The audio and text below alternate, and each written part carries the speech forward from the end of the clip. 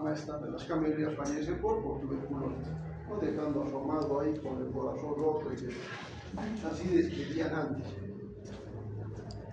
¿Quién es el causante de la tuberculosis? El Mycobacterium tuberculosis, así se llama. Género es la parte taxonómica, ¿no? Mycobacterium, la familia Mycobacteriaceae, y el orden Actinomycetales, ¿de acuerdo? Un sinónimo es el bacilo de Koch. ¿Por qué? Porque fue Robert Koch quien descubrió el microorganismo, por eso le llamamos bacilo de Koch. Taxonómicamente están sus características.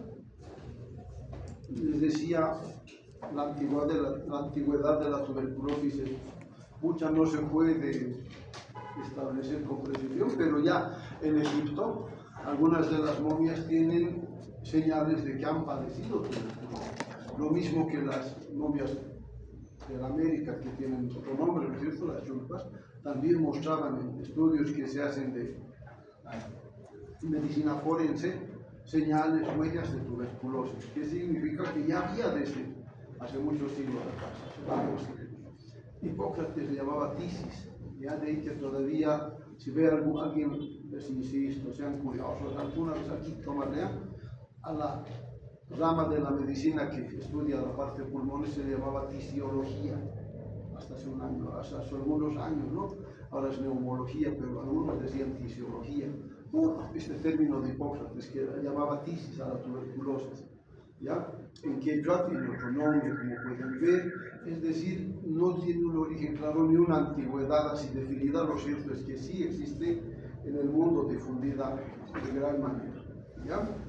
Les decía, Koch descubre y describe el agente etiológico de la tuberculosis, que le llama Bacterium tuberculosis. Fue otros que más tarde, años más tarde, le ponen el nombre de Mycobacterium tuberculosis. ¿Por qué Mycobacterium? Lo que dice la acepción, ¿no? Tiene algunas particularidades este género que lo hacen asemejar a los hongos, por la forma de teñirse, por el medio de cultivo, que no son los que habitualmente usamos en microbiología. Por eso le han puesto Mycobacterium, para decir hongobacteria. Entonces, ¿qué requiere para aislarlos, para poder lograr su crecimiento, para hacer el cultivo? Una descontaminación, que significa que las muestras pueden contener otros microorganismos que hay que eliminar, como para que solo dejemos al Mycobacterium y ese pueda crecer. Y tarde en crecer, hay técnicas especiales, ¿ya? Eso hace que, por ejemplo, en nuestro medio la tuberculosis es endémica, es un problema que está todo el tiempo permanece. Entonces, cuando hacemos el cultivo, ya lo escuchamos, ¿no? El cultivo, medios de cultivo, toma 48, 72 horas con las micobacterias. Recién después de un mes se puede hacer una primera lectura. Coloco, siembro, pasa un mes y ahí se ve, crece, no crece, hay que esperar hasta 3 meses para decir es negativo. Si un paciente con tuberculosis tiene ya problemas de salud, en un mes, en 3 meses ya está bajo tierra. Los doctores hacemos la lista de 1 de 3 meses. Entonces eso hace que cambie el enfoque en relación a otras infecciones. ¿Qué se busca actualmente? Nuevas técnicas de diagnóstico para hacer un diagnóstico más rápido, no esperar tanto tiempo, producto de esa demora en su crecimiento, de ese crecimiento lento. Todavía en nuestro medio va un paciente, digamos, a neumología, tose mucho, tosedor crónico, tiene signos radiológicos, vamos a ver, es decir, una radiografía nos muestra lesiones, tiene antecedente epidemiológico, que significa un familiar cercano que tiene tuberculosis, vive en zona endémica en los Yungas, por decir, suficiente, pese a no confirmar el diagnóstico, para empezar tratamiento. ¿Para qué? Para que en el mes que vamos a esperar para una primera lectura, pues podamos ver que el paciente mejore y no lo veamos irse. ¿De acuerdo? Está mal mi imagen.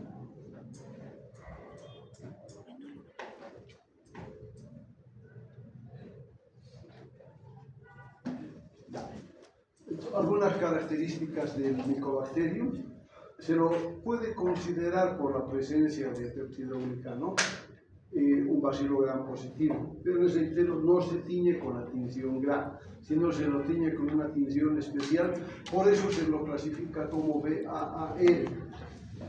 ya no el bar de los viernes que nos gustan los varones, sino el bacilo ácido alcohol resistente, se dice. Y se ve el género de las micobacterias son bacilos ácido alcohol resistentes. ¿Por qué se les llama así? La tinción con la que se los puede colorear utiliza ácido, una solución ácido alcohólica. ¿Para qué? Para decolorar. En prácticas van a ver, la mayoría de los demás microorganismos los tenemos con el gram, otra tinción, ¿no es cierto? ¿Qué se hace básicamente? Un colorante, se espera un tiempo, se usa un decolorante como para retirar el color y luego un segundo colorante. De esa manera vemos habitualmente color, ¿no? Gran positivo, gran negativo. Gran positivo es el que se tiene el color, pese al decolorante. Si en este caso se hace lo mismo, se tiñe, es una tinción especial, como ya les decía hace rato, y para decolorar se utiliza una solución ácido alcohólica, una mezcla de ácido y alcohol, más fuerte si quieren, que si son bacilos no los va a desteñir, al resto sí nos va a dejar, digamos, toda la preparación blanca, excepto de lo que nos interesa. Con un segundo colorante que hacemos, poner en evidencia el resto. Por eso decimos ácido alcohol resistente. ¿Ya? Su tamaño es el que vemos allá, delgado si quieren, pero es largo. Las fotografías de microscopía electrónica vemos un bacilo largo entre 1 a 10 micras, como muestra los cocos de los que habrán escuchado, miden 1 micra, son redonditos, ¿no es cierto? Son largos, pero son delgados. Eso hace que su observación sea un poco dificultosa, ¿de acuerdo? Son aerobios estrictos, necesitan tejidos donde haya presencia de oxígeno, importante. No pueden movilizarse, no producen esporas. El hombre es el único hospedero que conocemos y su reservorio también, ¿ya? Como causantes de la tuberculosis que nos interesa, primero les decía Mycobacterium tuberculosis, pero se considera un complejo, es decir, no una sola especie, sino otras 3 principales, Mycobacterium tuberculosis, el bovis y el africano, como los que pueden causar tuberculosis en humanos. A eso se refiere ese complejo Mycobacterium tuberculosis. ¿De acuerdo? En la virulencia que influye, su pared, que es compleja. Si se acuerdan de gram positivo, su pared era sencilla. Con los gram negativos, un poquito más compleja. En ellos, en este caso en las micobacterias, la pared, si se fijan, tiene varios componentes, sobre todo lípidos. ¿Ya? Eso hace que sea más difícil teñirlos, sea más difícil también eliminarlos. ¿De acuerdo? Y esa complejidad de su pared tiene que ver también con su virulencia, con su capacidad de producir enfermedad. Hace lo que está en el recuadro, ¿no es cierto? Y se interfiere interacciones que normalmente se dan entre una célula y una bacteria o microorganismo. Esa reacción fagosoma, lisosoma, es decir, que se defienda la misma célula de la agresión. Acá, esa pared tan compleja dificulta, por lo menos, si es que no impide, esos mecanismos de defensa. ¿De acuerdo?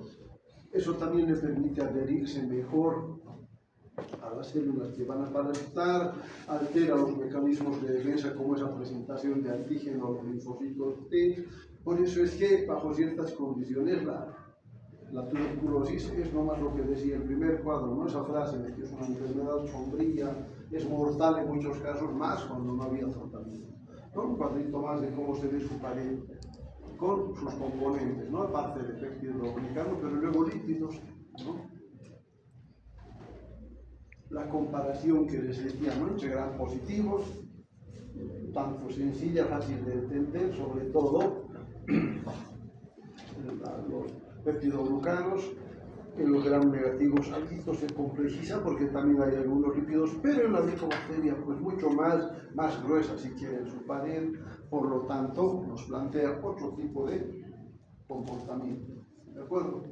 ¿Cómo se transmite la tuberculosis? Por vía aérea, oral o vía aérea, básicamente que a través de las gotitas de fluve, creo que están anotadas como ya se escriben, esas microgotas que eliminamos al hablar, al toser, con más razón, al respirar. Inclusive estamos constantemente interactuando con el medio y pues hablamos más fuerte, por ejemplo, si de seguro si me hicieran una fotografía así con alguna técnica, podemos ver cómo se diseminan, ¿no?, partículas, entre ellas esas microgotas.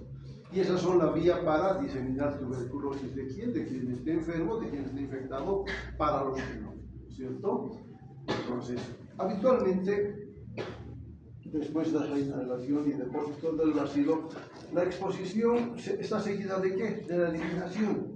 Si estamos en buenas condiciones, nos alimentamos, en fin, nuestro organismo tiene la capacidad de defenderse y esa infección se elimina, no pasa.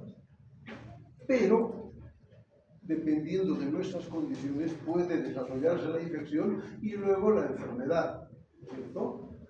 A partir de ese contacto pasan entre 2 a 6 semanas para ya mostrar signos de que se está estableciendo la infección. Y la enfermedad, pues hasta puede aparecer años después, pero ya hemos generado algunas respuestas en nuestro organismo.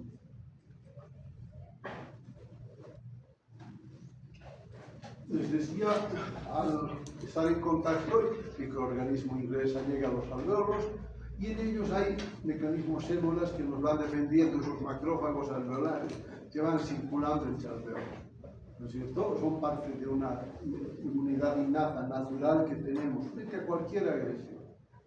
Habitualmente es el mecanismo suficiente para eliminar al bacilo, pero no siempre ocurre de esa manera, ¿no? Entonces, la infección ya llamaremos, hemos estado primero en contacto, cuando los bacilos han llegado y estos macrófagos que estaban localmente no son capaces de eliminar al bacilo. Entonces eso le da tiempo al bacilo de replicarse. ¿Por qué tarda de 2 a 6 semanas? Por lo que le decíamos al comienzo, el bacilo se reproduce de manera lenta, pero se reproduce.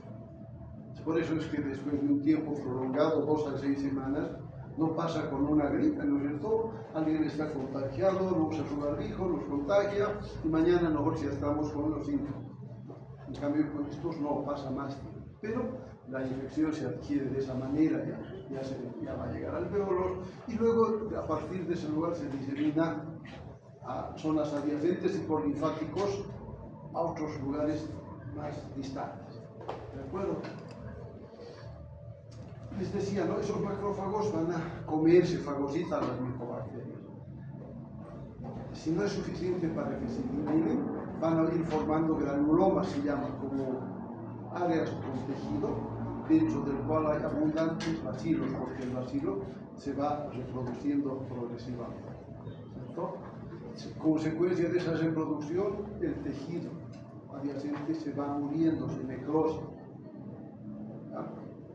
A ese proceso se le llama necrosis gaseosa. ¿Por qué? Porque ese tejido se vuelve como queso. Por eso la necrosis gaseosa. Ese nódulo con esa necrosis gaseosa y por dentro una gran cantidad de bacilos se le llama foco o complejo de Ghon, como está escrito ahí, ¿ya? Que es como un foco pulmonar inicial. De esa manera, ese complejo de Ghon se convierte en un reservorio que puede estar mucho tiempo ahí latente, dependiendo de, otra vez, las condiciones. Por ahí una baja presión de oxígeno, no hay mucho oxígeno disponible, pues ahí se va a cerrar. O el cambio en el pH. Y eso puede determinar que ese foco primario esté latente, como dice en el cuadro, ¿no? Mucho tiempo, hasta años. Para algunos, inclusive, toda su existencia. Y está circunscrito. En otros casos no ocurre lo mismo, ¿no? Como dice, ¿cuándo se da la enfermedad? Cuando la respuesta inmune no es suficiente para eliminar o por lo menos limitar en un complejo de Ghon la infección. Ahí la enfermedad se ha de manifestar, ¿no?, de una infección latente donde estaba ahí el foco primario, a uno que se va extendiendo y nos muestra ya un área donde está comprometida una mayor parte del pulmón, ¿no es cierto? Donde vemos ya algunos cambios,